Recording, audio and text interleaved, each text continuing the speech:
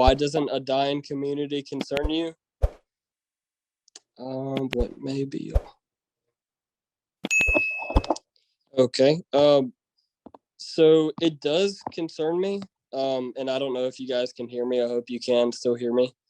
Um, it does concern me, but it depends how much of a dying community you're investing to. So if I'm looking at a community and it's okay, 3,000 people, like it is in this instance, like Grand Bay, um, and yeah, Matt Jacoby, yeah, I just tried to get in their website and it didn't work either. So that's weird. But once again, they have 2.9 stars, which is a little better than the competition, better than Econo, which both of them are just badly ran. But anyways, if it's, if you're looking at a percent to a 2 to 3% change in population on the decline, I would say that that's not that big of a deal, to me at least. And you kind of have to make your own rules up. Like, how much are you willing to risk, depending on the population? Like for me, if it's above a 5% decline on population, I'm just like, no, there's no way. I'm not going to invest in that market. But if it's a percent change and yeah, it's a declining population and community, and it's 3% max, that's not really going to deter me from the market, especially if it's a good deal on a facility. So if that answers your question, I hope. Let's see. How am I financing the deal? Well, I haven't really gone about that yet. Kind of trying to figure that out still. And if anyone has any questions about running a facility, I'm an open book because I can answer anything that needs to be answered about running one. How long do I plan to hold this facility? That is a very good question. So the first thing I do is I would search up Grand Bay population, and I would check the demographics on Google, and I would check the demographics on Radius Plus.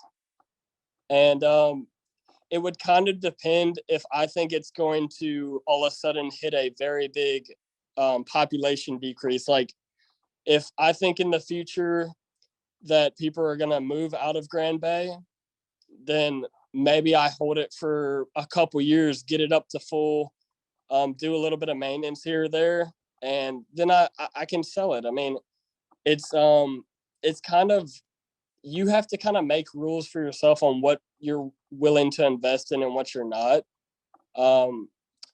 Like I said, right now, Grand Bay is at a slight decline of like a percent or two every year. And that's not too scary for me. I mean, as long as the whole population doesn't just all of a sudden get up and go. Why do you feel this is potentially a good deal? I find this deal to be a good deal for a number of reasons. And the big point is just that it's mismanaged. The deal, it's it doesn't have a number that always answers, and that's a big thing with storage. If you don't answer the phone, they're just going to the next competitor. And that's kind of the situation here. No website, low reviews. The Grand Bay storage up the road is actually at 100% full when I had called, I believe. And that means that Econo storage is just slacking. I mean, they're not managing it correctly. And when you see an unmanaged facility like this, it's a gold mine. I mean, you should just be seeing money, as long as you can get it for the right price and, get a good deal on it. And there's a lot of steps to all that, like, just like I said, like, just because it looks like a good deal here, what if we can't get it for the right price? I mean, then it becomes not such a good deal. So yeah, it's a timely process. especially when you get an offer all together and then you go to an owner. And this happened to me last week.